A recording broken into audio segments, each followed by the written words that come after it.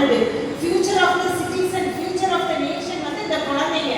இந்த குழந்தைகளை நல்லா உருவாக்க வேண்டும். இந்த குழந்தைகள் நல்லா வளர வேண்டும். நல்ல ஒழுக்கங்கள், நல்ல பழக்க வழக்கங்கள், நல்லபடியாக அவர்கள் படித்து வளர வேண்டுங்கிற நல்ல நோக்கம் தான் அவருக்கு அன்னைக்கு இருந்துச்சு. ஒரு பீச்சுக்கு போறாரு, ஒரு குழந்தை வந்து ஒரு கார்லண்ட் எடுத்து அவருக்கு போடுறாங்க. உடனே அவர் என்ன செய்றாரு, அந்த குழந்தையை தூக்கி அவர் மடியில வச்சு விளையாடுறாரு. அதை பார்த்து அங்க இருந்த எல்லாருமே ஆச்சரியப்படுறாங்க. எவ்வளவு அன்பாக ஒரு இவ்வளவு பெரிய ஒரு லீடர் வந்து பண்றாருன்னு சொல்லிட்டு அவர் வந்து எல்லாரும் ரொம்ப சந்தோஷப்படுறாங்க.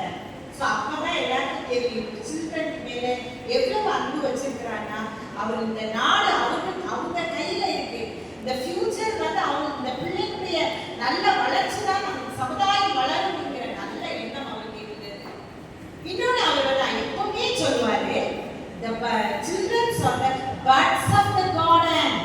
buds, ஒரு கார்டன்ல ஒரு ரோஜா செடியில ஒரு அழகான பொட்டு வந்தா நம்ம என்ன செய்வோம், அதை அப்புறமா யாரும் பறிச்சிடக்கூடாது, பிச்சு போட்டுறக்கூடாது. நம்ம பாப்போமா, டெய்லி மார்னிங் வந்து அதுகிட்ட பேசுவோம். நிறைய செடிக்குள்ள எல்லாம் பேசுவாங்க. நீங்களும் அப்படி பேசுங்க. பேசி அந்த பட்ஸ் அப்படியே வளர்ந்து அழகான ஒரு பூவை அது கொடுக்கும்போது எவ்வளவு சந்தோஷமா இருக்குல்ல. ஸோ சில்ட்ரன் நீங்களும் அப்படிப்பட்டவங்க என்கிறதுனாலதான் அவர் எப்பவும் ஒரு ஜாஸ்மினோ வேற எந்த பூவையும் அவருடைய கோட்ல வைக்க மாட்டாரு. அவர் என்ன பூவை தான் வைப்பாரு, ரோஸ் ஃப்ளவரை வச்சிருப்பாரு. அவ்வளவு ஒரு இது. இன்னொரு அவரை பற்றி ஒரு கதையை நீங்க சொன்னீங்கன்னா, சின்ன வயசுல இருந்து அவருக்கு ஒரு ஹெல்பிங் டெண்டன்சி உண்டு.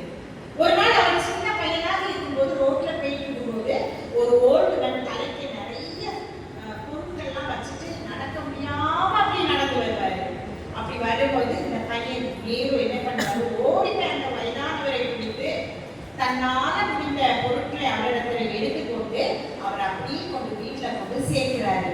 அப்ப அந்த தாத்தா வீட்டுக்கு போகும்போது என்ன செய்யறாரு, ஒரு அழகான ஒரு செடியை, ஒரு மரத்தை, சின்ன செடியை கொண்டு இதை நீ உன் வீட்டில் கொண்டு வளரு, நாளைக்கு இந்த மரம் வளர்ந்து பல நன்மைகளை கொடுக்கும், நீயும் பெரியவனாக வருவாய் என்று சொல்லி அந்த வயோதானவர் வந்து அவருக்கு வந்து பிளஸிங் கொடுக்கிறாரு.